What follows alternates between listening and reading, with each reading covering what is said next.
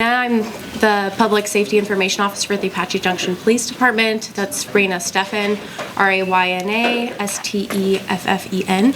And today we're here to provide an update on the officer-involved shooting that we had yesterday. And I'd like to introduce Chief Michael Pooley, our chief here, to talk about that. Hey everybody, my name is Michael Pooley, P-O-O-L-E-Y. I am the Chief of Police here in the city of Apache Junction. I've been the Chief for about 3.5 years, and it has been an absolute honor to be here in this amazing city. I'm surrounded here with some of our City Council, our Mayor, our County Attorney, Brad Miller, so we appreciate the support. So I wanted to get this together because we wanted to release the information of our officer. I'll do that right now. His name is Officer Gabriel Facio. He's been a Apache Junction police officer for about almost 4 years. It'll be 4 years in September. Prior to that, he worked for the city of Phoenix. He went through the Phoenix Police Academy and served a short time over there before he came and joined our department here. And I'll get more about Officer Facio here in just a second. Just to recap what happened yesterday, about 9:20 in the morning, we got a call reference a road rage situation where there was an individual that was brandishing a firearm, driving a white Tesla. They were going down Ironwood towards Elliott. When that call came out, we had an officer that was doing traffic enforcement in that area, located the vehicle and initiated a traffic stop.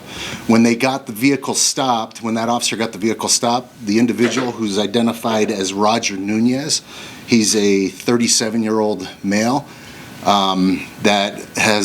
he was compliant. Mr. NUNEZ was compliant, showed no signs of aggression whatsoever. Our officer asked him to step out of the vehicle. At that point, Mr. NUNEZ grabbed a firearm out of his Tesla. He used some code to get into the glove box and got it open, pulled a handgun out, and got out of the vehicle with the handgun and started to walk away from the officer. The officer asked him to stop, tried to get him to comply. He refused. He did say at some point that he wanted the officer to shoot him, and at that point it was kind of like a suicide by cop. We followed that individual for about a mile on foot, trying to get him to stop. We used officers that came in. They used less lethal or pepper ball gun to try to stop him, to get him to comply.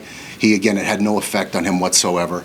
It got to a point where he stopped, and in the neighborhood off of Radiance, the new subdivision down there, the D.R. Horton homes, and at that point he, out of a quick move, pulled that firearm up, and it was 1 in a million shots, fired 4 rounds, striking Officer Gabriel Facio in the face.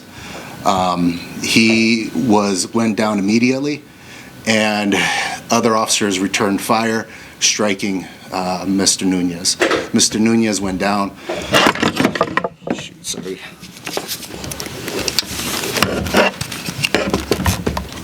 Thanks. So when Officer Facio went down, the other officers on scene immediately recognized that he was in extremely critical condition. They immediately loaded him into the vehicle, the patrol vehicle, and one of our officers drove him to Banner Hospital here in Apache Junction, about 1.5 miles away. When they got there, he was not in good shape. He was in extremely critical condition, and the medical staff there were able to preserve his life to where he is today. He is still in very critical condition, and one thing that we'll tell you is that we need prayers for our officer. He is definitely a fighter, but he is not anywhere close from being in a stable condition. So as things continue to go on, we'll keep you updated. I'll tell you, Officer Facio is kind of the heartbeat of our department. Everybody loves Officer Facio. He's always got a great attitude. He's always here to support anytime we need him. He's married, has 2 children. He's just a wonderful human being and one of my personal favorites. I'm not supposed to have favorites, but I'll tell you, he is one of my favorites. He really is just the heartbeat of this department. And it is very, very difficult for our officers right now.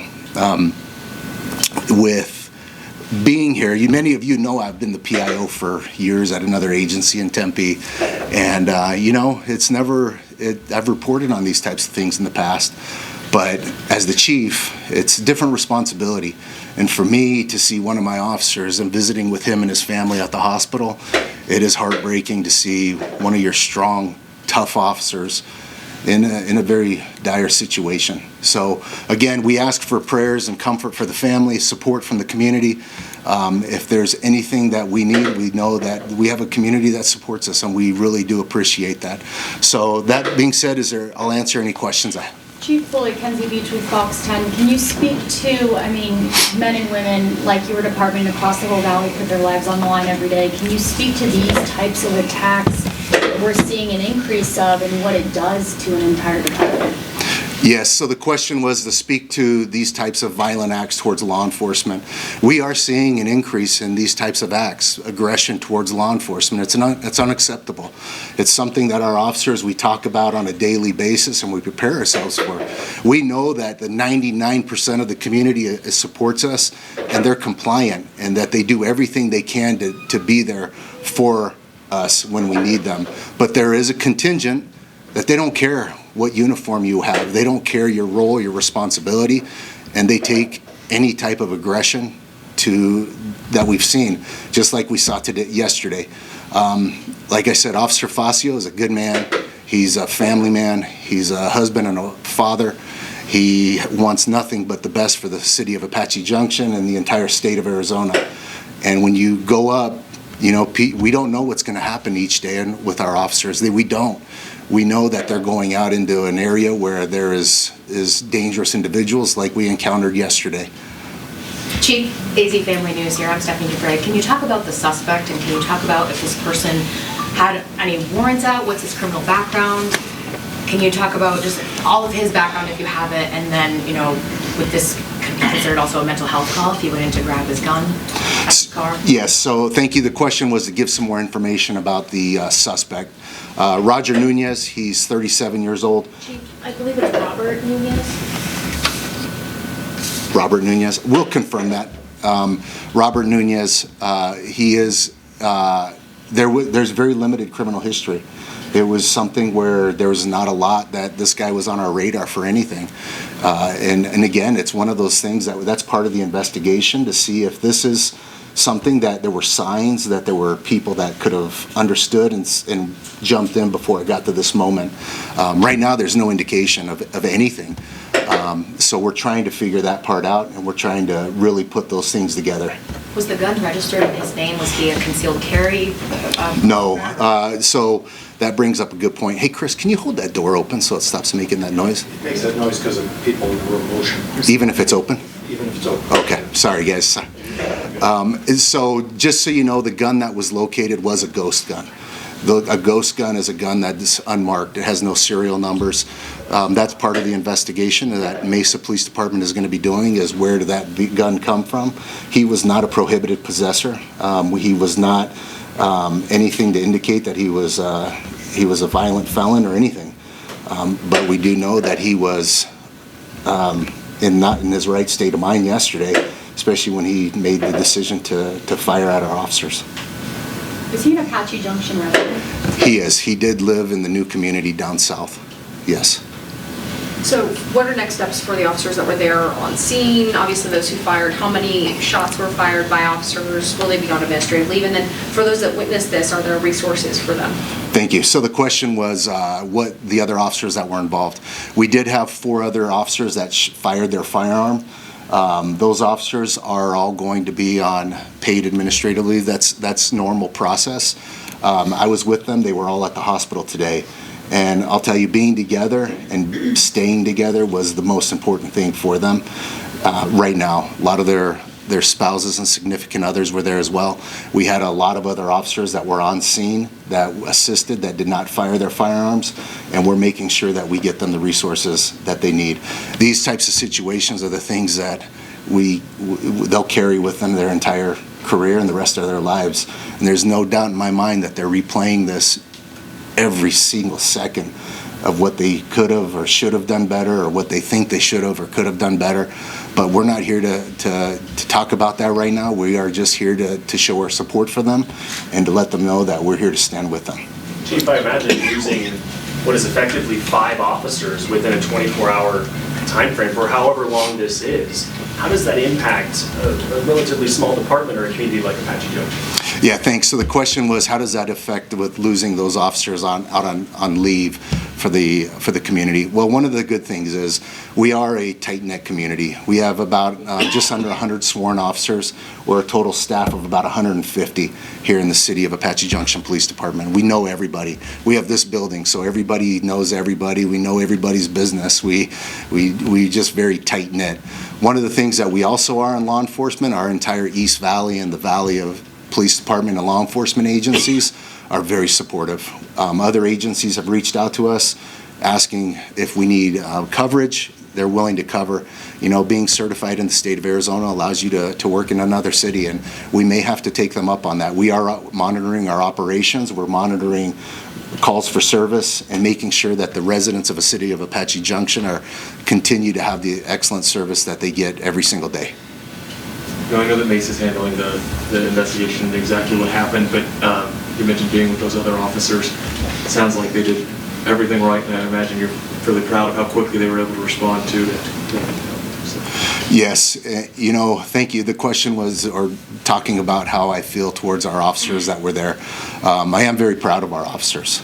Anytime our officers go out on the street, you know, I'm a hugger. I give all my guys a hug as much as often as possible because you never know what's going to happen. I gave Officer Facio a hug last week, and not knowing that was going to be the last time I gave him a hug before this happened. Our officers train very hard for these types of situations. Luckily, we don't have a lot of violent crime in the city of Apache Junction, so this does shake us. It shakes our officers. It shakes the entire department and the entire community, which is why we have so many of our city council here, our county attorney, that show the support, because these things don't usually happen in our city. And I am proud of them. I'm very proud of them. And, you know, we're going to learn from this too. Was it perfect? Who's to say? You know, but we are going to learn from it. We have to. Anytime that something like this happens, we think, how could we have done something differently? But I'll tell you, had those officers not reacted the way they did, Officer Facio would have lost his life yesterday on that street. There's no doubt in my mind. And I met individually with each of those officers, and I let them know. And with tears in my eyes and tears in theirs, they appreciated knowing that they were able to save him for that at that point. But in closing, I just want to reiterate, Officer Facio is fighting for his life. There's no doubt about it. He is a fighter, but he is fighting for his life, which is why I'm coming before the community right now to just ask for any support for the family, for Officer Facio, and for the men and women of the Apache Junction Police Department and the entire community of Apache Junction. As the chief, this is your worst nightmare. I was on a plane yesterday to Orlando in the morning. I left at 8 in the morning and got a text mid-flight and talked about helplessness and how you feel just completely helpless. And you know, the airlines were great, and they got me on a flight right back, right when I landed in Orlando and got back out here. But you know, to be here with the men and women of our department is what we are here for. I appreciate you guys coming out and covering this story. This is an important topic. Every officer that works in uniform, whether you're a sheriff's deputy or a trooper or a police officer for a municipality, we do this exact same job, and we are faced with the exact same dangers. And oftentimes, sometimes, we have situations like this. And again, we ask that you keep Officer Facio and his family in your prayers.